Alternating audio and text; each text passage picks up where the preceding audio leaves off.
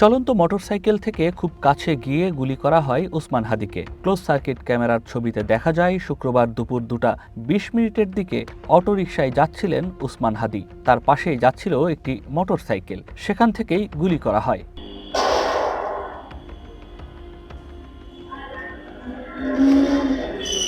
সিসিটিভির footage বিশ্লেষণ করলে বোঝা যায় দুর্বৃত্তরা হত্যার উদ্দেশ্যেই এই হামলা চালিয়েছে। হাদি ও তার পাশে থাকা সঙ্গী রিকশায় করে যখন নয়া পল্টন বাইতুস সালাহ জামে মসজিদের সামনে আসে, ঠিক তখনই পেছন থেকে একটি মোটরসাইকেলে দুইজন আসে। চালকের পেছনে থাকা দুর্বৃত্ত একটি গুলি করে।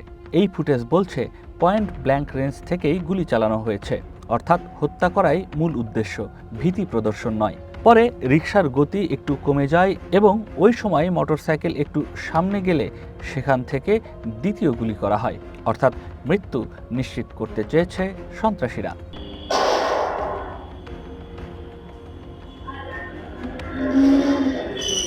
চলন্ত রিকশায় একটি চলন্ত মোটরসাইকেল থেকে দুটি গুলি করা এবং লক্ষ্যবস্তু মাথা।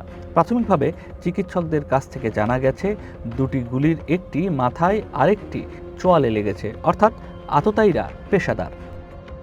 এই ছবিতে মোটরসাইকেলের নাম্বার বোঝা যাচ্ছে, তবে সেটি আসল নাম্বার প্লেট নাকি নকল তা তদন্ত সাপেক্ষে বোঝা যাবে।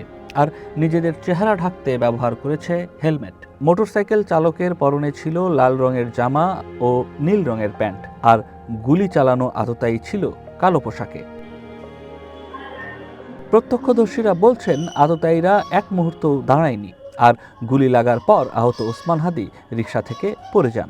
বাইকে করে দুজন ব্যক্তি আসতেছিল আর পিছন থেকে একটি বাইক আসছিল। হঠাৎই একটা সাউন্ড হয়, দুইটা সাউন্ড হওয়ার পরই বাঁচাও বাঁচাও বলে গুলি লাগছে বলে বাঁচাও বাঁচাও বলে চিৎকার করে তখন সবাই এগিয়ে আসার কারণে বাইকটা চলে যায় আর কিছু মানুষ দৌড়ে মরে তাকে হসপিটাল নিয়ে যায়। প্রথম ফলো করলাম বাইকে ওনার দুইটা লোক ছিল, দুইটা লোকের ভিতরে পিস্তল, একটা কালো একটা পিস্তল দেখতেছি যে মানে ফায়ার যে করার পরে ওটা মানে ঢুকাইতেছে, গুছাইতেছে। আর পরে বাইক টান দিয়েছে, পরে আমি ওর পিছিয়ে গেছি, যে যা দেখি যে কী হলো। পরে দেখি যে ওই লোকটা মানে এরকম যে পড়ছে, পরে আমি এরকম ধরলাম, দুইটা এখন তো রক্ত অনেক দেখলাম, ভালো করে দেখলাম যে দিক দিয়ে। হ্যাঁ, আমি এদিকে খেয়াল করছি, আমি এদিকে দেখি নাই, তো দেখলাম রক্ত পড়তেছে ওরা ধরা। পরে রিক্সাওয়ালাও ভয় পেয়ে গেছে। পরে আমি বললাম যে মামা মেডিকেলে নিয়ে যান। আবার আরেকজন ছিল ওনার লগে, উনিও বললো যে হ্যাঁ চলো মেডিকেলে যাই। পরে মেডিকেলে চলে গেল। ঘটনাস্থলে দুটি গুলির খোলস পড়ে থাকতে দেখা যায়। পরে সিআইডির ফরেনসিক টিম আলামত হিসেবে সেসব সংগ্রহ করে। নয়ন আদিত্য, ওয়ান নিউজ, ঢাকা।